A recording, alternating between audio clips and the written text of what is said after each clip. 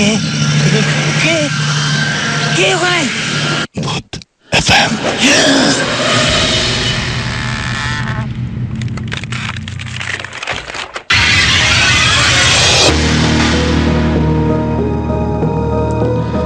শুনছেন সবসময় রেডিও ফুটের সাথে আছে রাসেল এবং চলছে ভূত এফএম।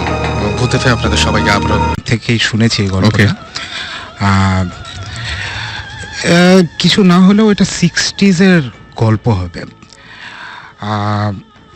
আমার বাবা তখন ইয়েতে একটা জার্মান কোম্পানিতে কাজ করতেন, ওটার নাম ছিল হচ্ছে গিয়ে ডিম্যাগ, এবং তারা পারাদ্বীপ পোর্ট, যেটা ইন্ডিয়ার উড়িষ্যাতে একখানা মোহনার পাশে একদম আপনার ইয়েতে যেটা সমুদ্রের ওখানে, তারা একটা স্টিল প্ল্যান্ট ওখানে কনস্ট্রাক্ট করতে যায় আর কি। তো ফিজিবিলিটি রিপোর্ট টিপোর্টে এইসব জিনিসপত্রগুলো আমার বাবা তৈরি করছিলেন, তাই জন্য ওনার ওখানে থাকতে হতো।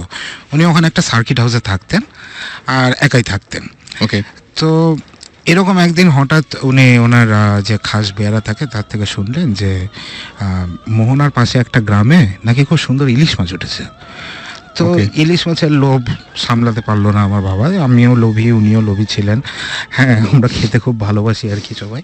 তো লোভ না সামলাতে পেরে এবং উড়িষ্যায় অনেকদিন ইলিশ মাছ পায় না বলে উনি চলে গেলেন গ্রামের দিকে। সাথে সবসময় উনি ওনার একখানা .32 একটা রিভলভার রাখতেন। ইট ওয়াজ আপনার একটা কনস্টেবলের edition of Smith and Wesson I think. So he use to always keep it with him. Torch রাখতেন এবং এইগুলো নিয়ে উনি দিলেন হাঁটা। তো হাঁটতে হাঁটতে সবাই খালি, গ্রামে যদি আপনি কাউকে জিজ্ঞেস করেন যে ভাই এটা কত দূর, এই তো নাক বরাবর চলে যান, সামনে একটু সামনে। হ্যাঁ, এবং অনেক ডিস্টেন্স উনি কভার করে ফেলেন। এবং অনেক ডিস্টেন্স কভার করার পরে ওই যে নুলিয়াদের যে গ্রামটা ছিল সেই গ্রামটাতে উনি চলেও যান এবং ওইখান থেকে দুটা বিশাল বিশাল সাইজের ফ্রেশ ইলিশ মাছ একদম মোহনাতে ধরা, হ্যাঁ, নিয়ে খুব খুশি মনে উনি চলে আসছেন আর কি।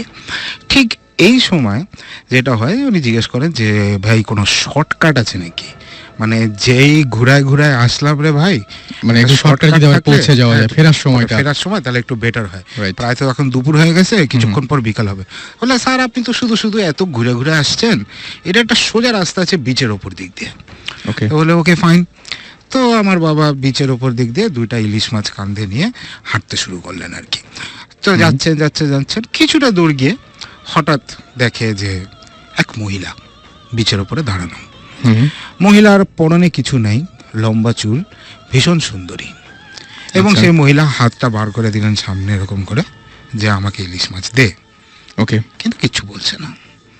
আমার বাবা মনে করে যে এটা নিশ্চয়ই কোনো একটা পাগলি ঠাগলি কিছু একটা হবে, এই সর এখান থেকে সর।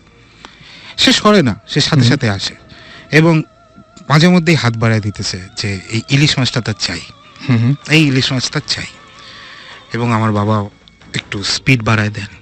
পাগলি পেছন পেছন দেখা যাচ্ছে স্পিড শুধু বাড়াচ্ছে না, সে আরো লম্বা লম্বা স্টেপ ফেলে সামনে চলে গিয়ে আবার হাত পাতে। এই সময় আমার বাবা একটুখানি স্লাইটলি ভয় পেয়েছেন, খুব স্বাভাবিক মানে। এবং উনি যেটা করেন সেটা একটা ডাবের খোলা বা কিছু একটা জাতীয় জিনিস উঠে উনি প্রথমে ভয় দেখান।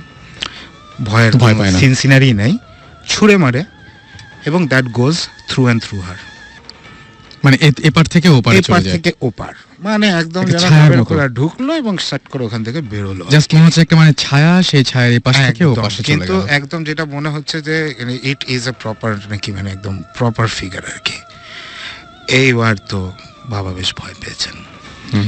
উনি স্পিড শুধু বাড়াননি, এবার উনি দৌড়াচ্ছেন।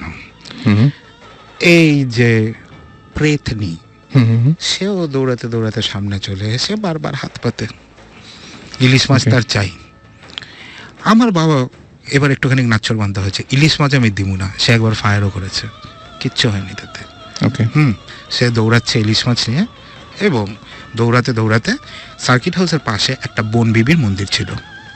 বন বিবি হচ্ছে গিয়ে একটা ভিলেজ ডেটি, স্পেশালি এটা সুন্দরবনের দিকে এবং আরও যেখানে বন আছে, ইউজুয়ালি ফরেস্ট আছে, সেখানে সবাই বন বিবিকে প্রে করে আর কি। তো বন বিবির একটা মন্দির ছিল এবং ওখানে যে প্রিস্ট ছিল, সেই প্রিস্টের সাথে আমার বাবার একটুখানি চেনা জানা হয়ে গেছিল আর কি। তো সে সার্কিট হাউসের দিকে না দৌড়ে সে মন্দিরের দিকে দৌড়ানো শুরু করে, বন বিবির মন্দিরের দিকে। এবং দৌড়াতে দৌড়াতে সে চিৎকার করতে শুরু করে, প্রিস্টকে ডাকে যে এই আমার পিছনে কিছু একটা পড়েছে, হ্যাঁ আসেন আমার পিছনে কিছু একটা পড়েছেন, বাঁচান। প্রিস্ট আবার ওখান থেকে ইনস্ট্রাকশন দেয় যে দেখেন সামনে একখানা বড় একটা গাড্ডা আছে, গাড্ডার উপর দিক দিয়ে লাফ দেবেন, আপনার কাছে কিছু কয়েন থাকলে ওটার মধ্যে ফালা দিবেন, হ্যাঁ দিয়ে আর তাকাবেন না ওইদিকে, হ্যাঁ আপনি হাঁটা দিবেন, আমি আসতেছি। তো আমার বাবা লাফ দেয় গাড্ডার উপরে, কয়েনও ফেলে, ইলিশ মাছ ফেলে না এখনো পর্যন্ত, ইলিশ মাছ ছাড়েনি, হ্যাঁ একেই বলে হচ্ছে গিয়ে মাছে ভাতে ভাঙালি, আমি ইলিশ মাছ ছাড়বো না আমার। এবং সে লাফ দিয়ে ওখানে ঘুরে যায়। তারপরে সে টার্ন করে দেখে যে প্রিস্টটা খুব উঁচু স্বরে, হ্যাঁ মহিলাকে বলছে, মানে উড়িয়া ভাষা ইনফ্যাক্ট, যে তুমি যাও এখান থেকে, কেন এখানে পেছনে পড়েছো, যাও চলে যাও এখান থেকে, দিয়ে দিয়েছে তো যাও। তারপরে দেখা যায় যে মহিলা চলে যায়। আচ্ছা, তারপরে প্রিস্ট বলে যে দেখুন এটা খুব একটা প্যাথেটিক স্টোরি, 100 বছর আগেকার ঘটনা, যখন নীল চাষ হতো এই এলাকাতে, একটা নীল সাহেব বেসিক্যালি এই জমিদারের মেয়ে তাকে উঠিয়ে নিয়ে গেছিল, অবভিয়াসলি সব জিনিসের পরে তাকে ফেলেও দেওয়া হয় আর কি, অ্যান্ড মার্ডার্ড। তারপরে থেকে এই মেয়েটির স্পিরিটটা এখানে ঘুরে বেড়ায়, এবং সে আগেও যেটা করেছে is she preys on people, men, এবং তাদের সাথে নাকি সবসময় থাকে, ইনভিজিবল টু এভরিওয়ান, সবার কাছে একদম ইনভিজিবল, খালি যাকে হন্ট করছে তার কাছে ভিজিবল, এবং আস্তে আস্তে করে নাকি তার সব এনার্জিগুলোকে সব সাক আউট করে নেয়, আচ্ছা, আস্তে আস্তে করে করে, এবং মানুষ মনে করে যে লোকটার মাথা খারাপ হয়ে গেছে, পাগল, হ্যাঁ সবাই তাকে পাগল খানার মধ্যে ফেলে দেয়, আলটিমেটলি একদিন এই মানুষটা মারা যায়, and she moves on to another host, একটু প্যারাসাইটিক টাইপ অফ বুঝতে পারছি, গোস্ট আর কি। এবং সাধারণত মনে হয় তারাই ফিরে আসে বারবার, যারা একটু অতৃপ্ত হয়ে পৃথিবী থেকে এবং যায়। এদেরকে বলে একটা ফেরতনি। আচ্ছা, এবং আরেকটা জিনিস আমি এখানে শুনেছিলাম, একটা নতুন টার্ম ফেরতনি, এবং আমি যারা ফিরে আসে। আচ্ছা, এদিকে বলে ফেরতনি। হ্যাঁ ফেরতনি, আসলে বেসিক্যালি এটা হচ্ছে গিয়ে যে পেতনি বা প্রেতনি, ওইটারই একটুখানি কি বলবো আর কি, আঞ্চলিক করা আর কি, ফেরতনি যারা ফিরে আসে। এবং আমি শুনেছি যে অবস্থায়, মানে অনেকের আছে এরকম যে অবস্থায় মারা যায় সেই পোশাকে সেইভাবে, হয় দেখা গেল যে কাউকে হত্যা করা হয়েছিল এরকম একটা অবস্থায়, যে জায়গাটায় শরীরে কাটা সেই অবস্থায় ফিরে আসে। অনেকে আবার নাকি এরকম শুনেছি যে দেখা যায় যে অন্য কোনো ভাবে আসে, বা যার যেটা অভাব ছিল বা অতৃপ্ত ছিল, দেখা গেল যে কেউ ইলিশ মাছ না খেতে পেয়ে মারা গেছে, হাতে একটা ইলিশ নিয়ে ঘুরে বেড়াচ্ছে, এরকম হয় আমি শুনেছি যে এই ব্যাপারগুলো। এবং সুমন ভাই কি বলেন এটার ব্যাপারে?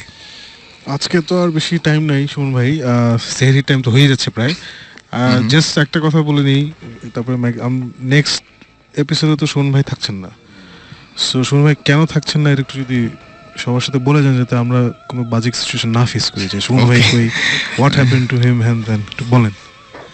ওকে, হ্যাঁ নেক্সট এপিসোডে সাকিব যেটা বললো থাকবো না, সো কৌশিকদা আপনি ফ্রি থাকলে ডেফিনেটলি নিশ্চয়ই আছি জয়েন এখানে। করবেন আর কি।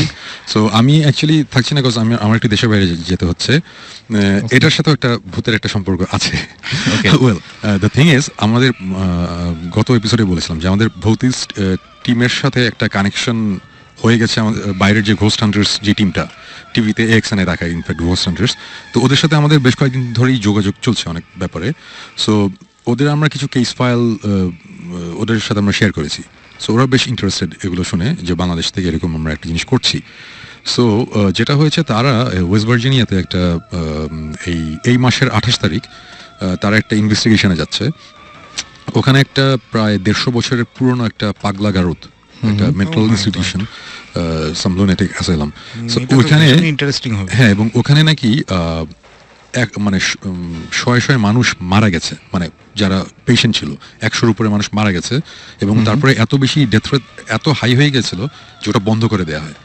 এখন ওখানে অনেকেই যায়, সবাই বলে যে এটা জায়গাটা খুব হন্টেড, অনেকেই এটা দেখতে যায়।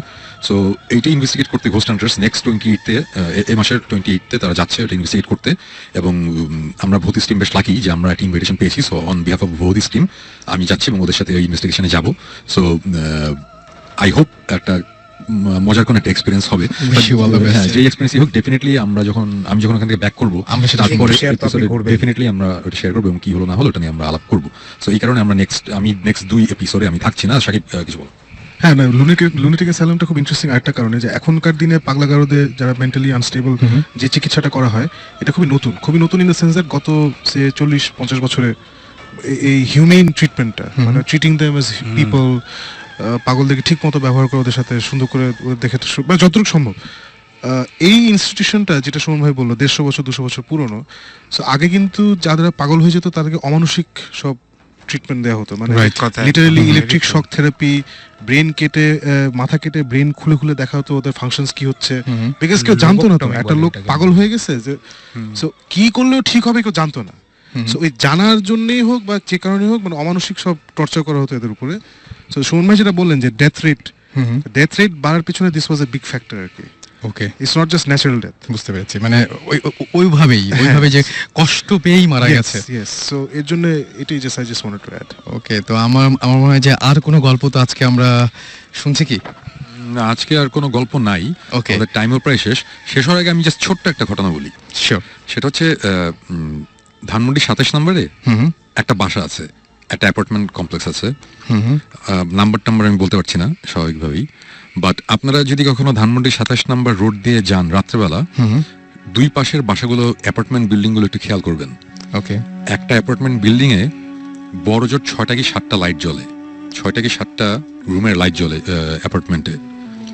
অ্যাপার্টমেন্টটা অনেক বড়, ওইখানে মনে করেন যে অ্যাটলিস্ট 30টার মতন অ্যাপার্টমেন্ট রয়েছে মানে কমপ্লেক্সটার মধ্যে, বাট আপনারা 6টা-7টার বেশি লাইট দেখবেন না সন্ধ্যার পর থেকে।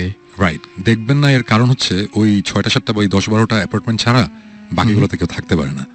এবং এটা কিন্তু একটা সত্যি ঘটনা, আমি নামটা বলতে পারছি না, আমরা ওখানে যেতে চেয়েছিলাম, আমাদের ঢুকতে দেওয়া হয়নি সঙ্গত কারণে, সবাই চায় না, বাট আপনারা এটা একটু খেয়াল করবেন, তাহলে আপনারা বুঝতে পারবেন। আপনারা জাস্ট 27 নম্বর রোড দিয়ে রাত্রিবেলা যাওয়ার সময় দুই সাইডে একটু খেয়াল করবেন, কয়েকদিন করলে আপনারা ডিটেক্ট করতে পারবেন এটা কোন অ্যাপার্টমেন্ট, এবং এই জিনিসটা ওখানে হয়। এটাই হচ্ছে একটা ছোট্ট গল্প। এনিওয়েজ, সো আমরা এই ছোট্ট গল্পটা দিয়ে ছোট্ট করে আজকে ইতি টানতে হচ্ছে আমাদেরকে, এবং আমার মনে হয় যে আবারও আগামী শুক্রবার আমরা ঠিক একদম মানে কি বলবো যে 11:59 আপনাদের সামনে হাজির হয়ে যাব। থ্যাংক ইউ কৌশিক দা আমাদেরকে চমৎকার কিছু গল্প বলার জন্য, এবং ভৌতিস টিমকে তো থ্যাংক ইউ জানাচ্ছি। আর সেই সাথে শেষ করছি, এবং শেষ করার আগে আমরা যে গানটা শুনতে চাই সেটি হচ্ছে rainbow in the dark by Dio. And আমার মনে হয় যে আজকে রাত্রেবেলা কেউ প্লিজ ভয় পেন না, আমাদের যা শুনলেন এখন একটু চেষ্টা করুন ঘুমাতে যাবার, এবং যে কোনো ধরনের যদি ঘুমাতে গিয়েও কোনো